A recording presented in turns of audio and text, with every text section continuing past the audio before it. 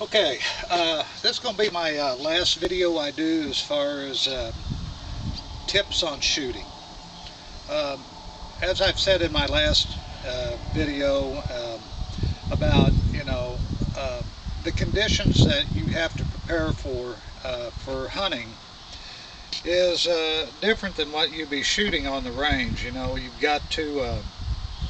You've got to prepare to be able to shoot from conditions less than ideal. A lot of times you're shooting from a tree stand, so you have to practice shooting as though that you're in a tree stand. And a lot of guys don't do that. They'll practice on the ground and they'll have their legs spread far apart. When you're hunting out of a tree stand, generally when you shoot, you got to have your feet pretty close together. So, before bow season comes, you really should do a little practicing with your feet close together, because you're going to be standing on a platform of some kind. And like a platform and a ladder stand, they're generally not very big at all. So a lot of times when I'm shooting out of a ladder stand, I try to shoot setting down. If I'm in a climber or in a lock-on, I will be shooting standing in most cases. Not always, but I'll generally try to stand, because I just myself feel better shooting standing up if I have my choice. So, you need to know whatever you're shooting out of, you need to have some idea of the dimension of what you're going to be standing on, and that's the size of how you should have your feet positioned. So, you can take masking tape and you can mask you out a little area, or a little spray paint, and spray the ground, or some string or something in the size of the area that you're going to be hunting off of. So, you always want to keep that in mind. So, I'm going to show you here. I'm going to be shooting my monster bow today, and this monster bow is really fast. I bought this thing, and I'll tell you what, they don't say it's the fastest bow on the market for nothing. But I'm going to have my feet put together real close like this, and I am going to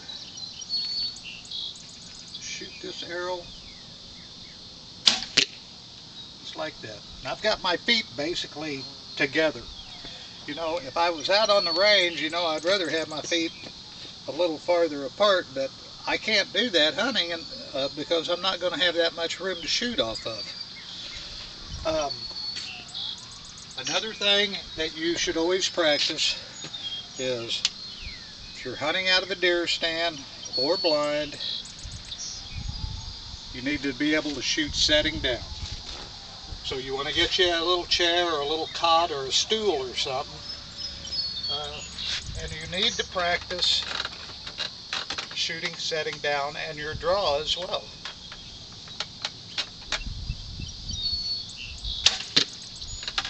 That's very important.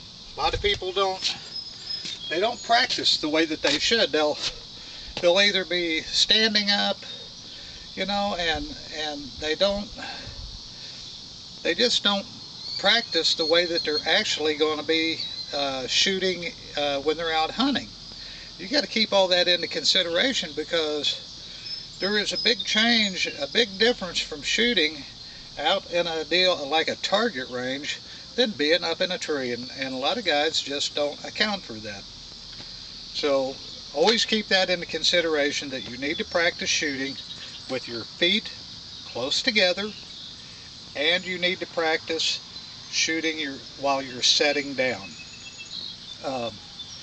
So that's really important, and if you guys will keep that in mind and practice that, you're going to find out that your shooting is going to be a lot better when you really needed it to be better. Another thing that I normally will typically do is I will practice shooting a moving target, because sometimes you don't get to go and the deer's going to stop. If you want to make the shot, you're going to have to make it while the deer's walking. So sometimes when you're shooting, move your bow slow and shoot your target like that. Practice a little bit. The ideal thing to do is to be able to shoot a deer while it's not moving, but sometimes that just is not possible. So, you know, you want to practice moving your bow a little bit while you're shooting, just to kind of be prepared for a deer if it doesn't offer you a standing shot. So, you know, this is going to be my last video on the shooting tips. So with all the little tips that I've given you, if you guys practice and follow my tips that I've given you, you ought to be able to have a much more productive year in your bow hunting.